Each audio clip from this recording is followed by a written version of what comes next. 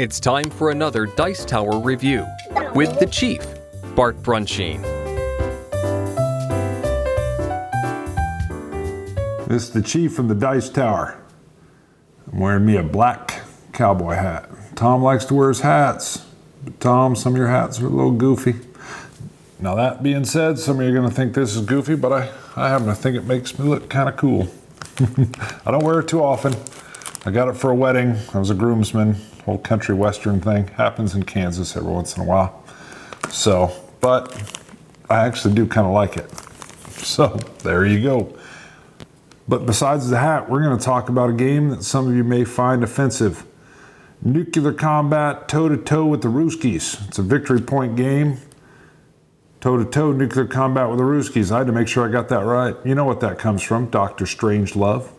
And that's the era we're going into here. 1950s or 60s, a B-52 bomber that's carrying a nuclear payload that's just floating right outside the Russian airspace. Apparently everything's gone bad.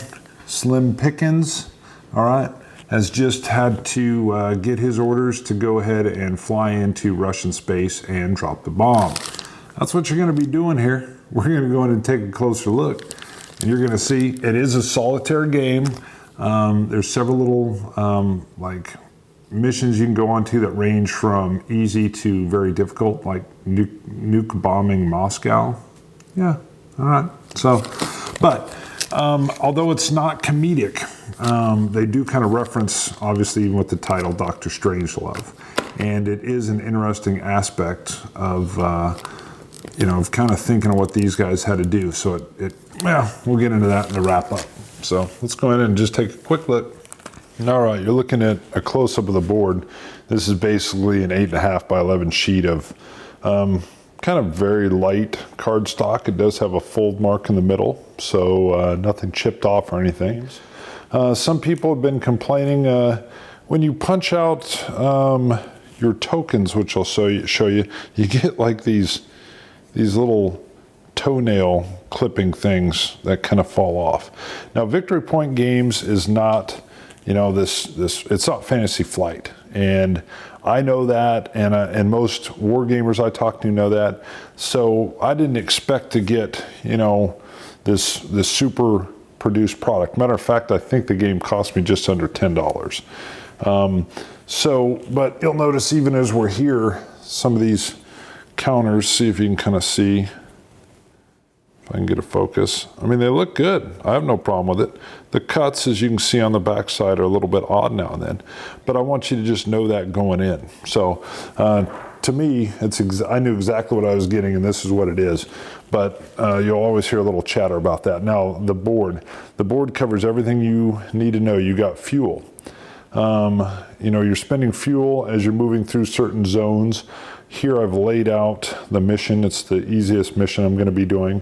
You take the Russian counters. There's more than this, obviously. You flip them all over and select them in. There's going to be little things like SAM sites, MiGs coming up to get you. You'll have to draw these little cards that do different things over here. And the cards will tell you, MiGs are up. You're tracking the MiGs here, the threat level. There's going to be, you're always rolling the same die, but there's a percentage.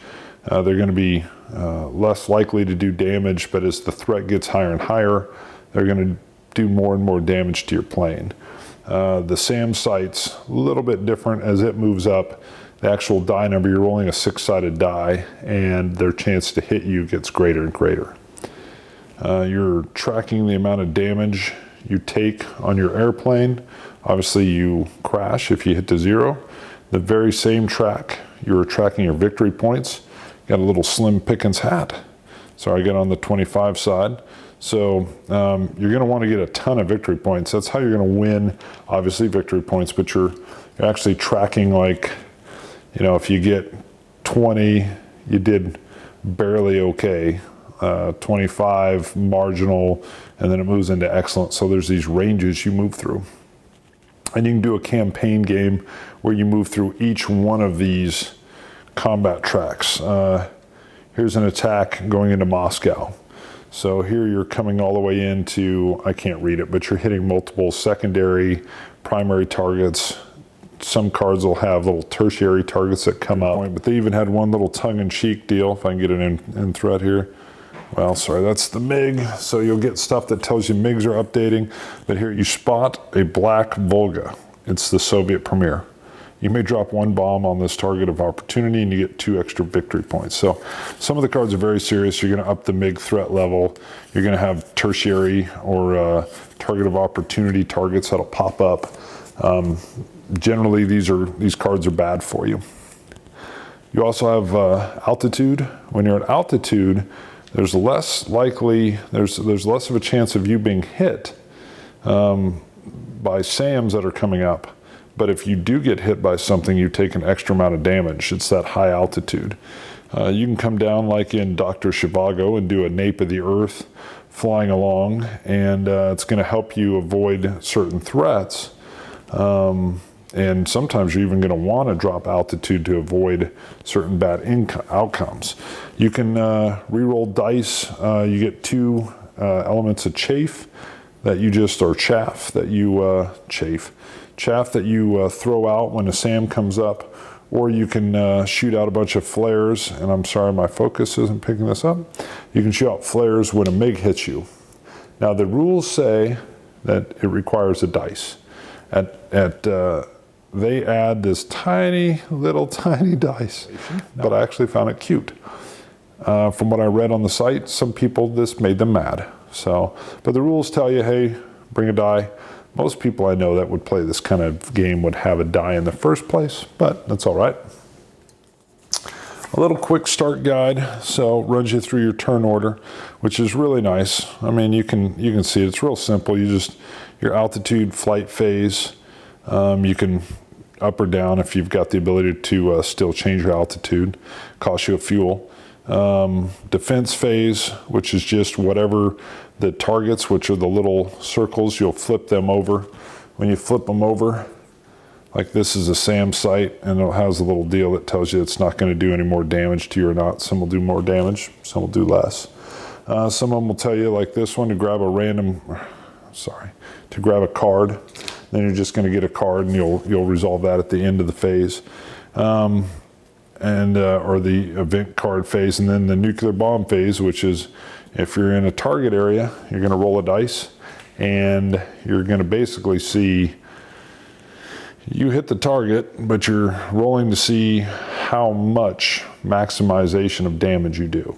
So the more damage you do, the more victory points you're going to get, and you really want to get a lot of victory points. And there's some things where you can, roll the die, modify the die based on different factors, sometimes even cards and such. So fun, light game. Just for the mechanics side, this lays out really good. The whole game happens right here other than the cards. It's all right here, and it feels tight, and the space was used very well. I really like the layout. This is a game you could, I don't know, if you're traveling light, you could throw it in and just pass away the time. I like military games like this. Especially if I'm going somewhere where, there's not going to be any gamers, but I still want to get in some game time, and I don't want to do it on my iPad or my dinky little iPhone. So there you go. All right, so you've seen it. There's nothing real super heavy here. It does give a nice little light feel of, at least what was going on. The very first board game I ever purchased was B-17 Queen of the Skies, and you were doing a solitaire game, and you were managing the entire crew of a B-17 bomber. A little bit more role-playing kind of going on in there, but it was mostly just like spreadsheets, dice rolling, and chart checking. And my son is apparently having a nightmare, and he's screaming because he's asleep, but we're going to try to push on. And this is kind of a lighter feel of B-17. I can't even say like B-17, but you do get this feeling that you're flying a plane, you're moving through hostile space, air, and you're hoping to pull off your mission and come back. So now again, the idea that you're dropping nukes is still not all that pleasant. So I'm glad we got out of that era. the whole Cuban Missile Crisis. Heck, even when I grew up in the 80s, I grew up in the mountains in Colorado, we had survivalists back then. All right. Although if something had happened, we had a lot of elk. I think I would have been able to make it with a cowboy hat. So parts of the game, some people may find offensive.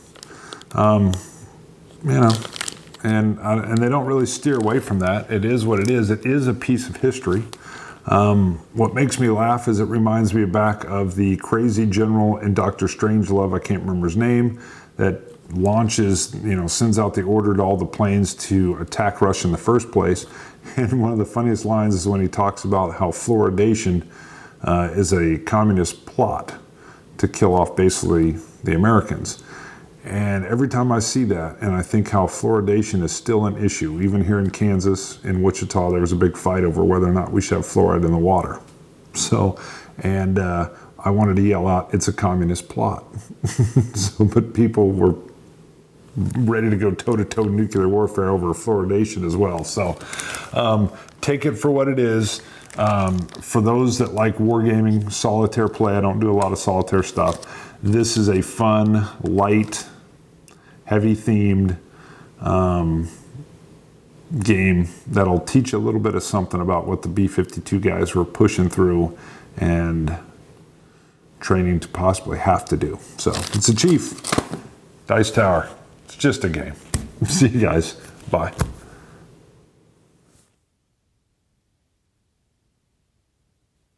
Oh my God, it wasn't on. I'm gonna check. Thanks so much for watching the Dice Tower videos. Find more great videos and reviews, as well as our top-rated audio podcast at Dicetower.com. You can also find other great shows at Dicetowernetwork.com. I'm Eric Summerer, and you've been watching The Dice Tower. The Dice Tower is sponsored by Cool Stuff Inc., where you can find great games for great prices. Cool stuff in stock. Check them out at CoolStuffInc.com.